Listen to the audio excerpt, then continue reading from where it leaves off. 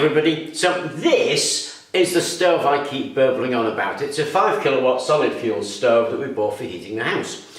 Now we do live in quite a large house, but it's really well insulated because I built the place about 15 years ago and I doubled the spec on all the insulation at the time, so we don't actually need that much heating where I live, and we bought this because it would have been fun.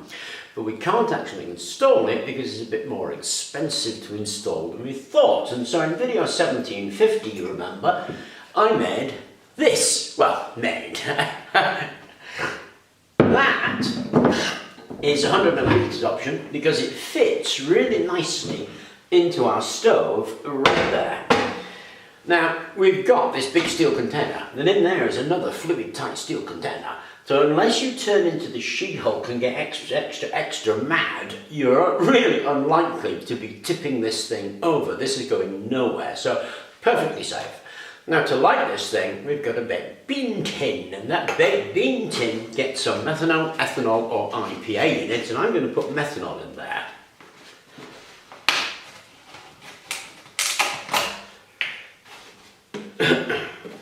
Now you'll notice it's sitting on a tile hearth.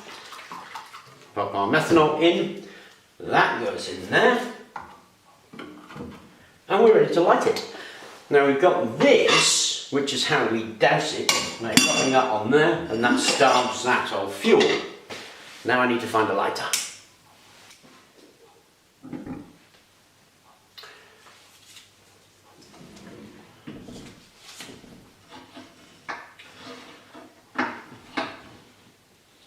And there we go. We can just leave that to burn.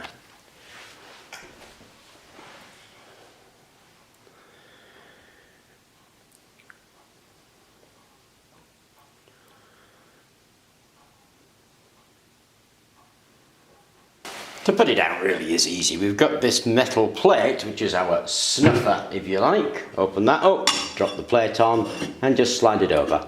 It will starve that flame of oxygen, and it will just go out.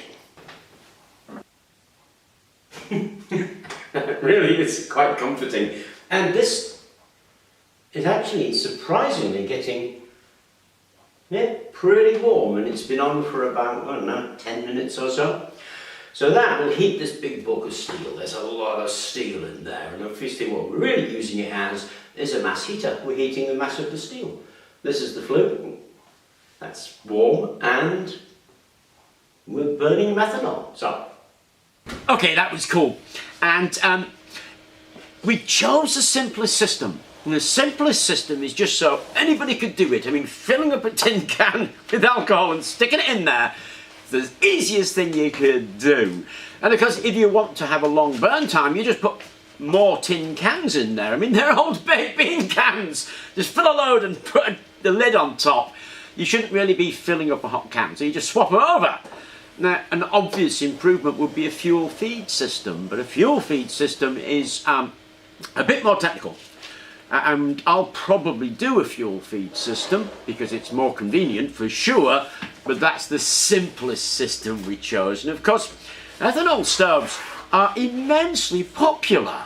I believe something like 17 million have been sold in the US.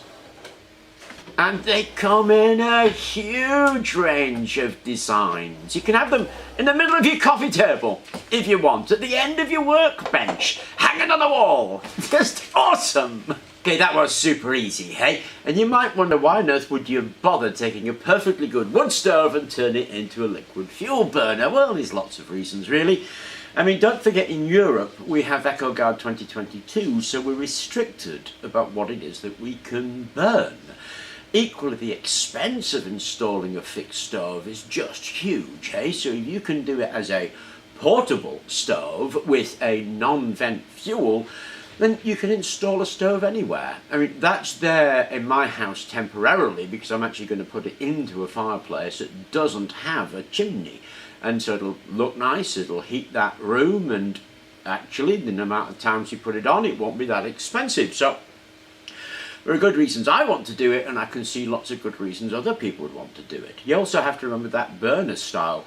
It'll burn a whole range of materials. It's just within Europe, we can only burn methanol, ethanol or isopropyl alcohol and I believe that's true of lots of places in the USA too, without huge amounts of permissions or a big old expense on lots of things. Now, a lot of people complain about ethanol stoves giving out water, and what about the exhaust gases? Well, I have done a video called Playing with Fire where we talk about those kind of things, but you shouldn't be using a fire without CO monitors or CO2 monitors, and you do need a little bit of ventilation.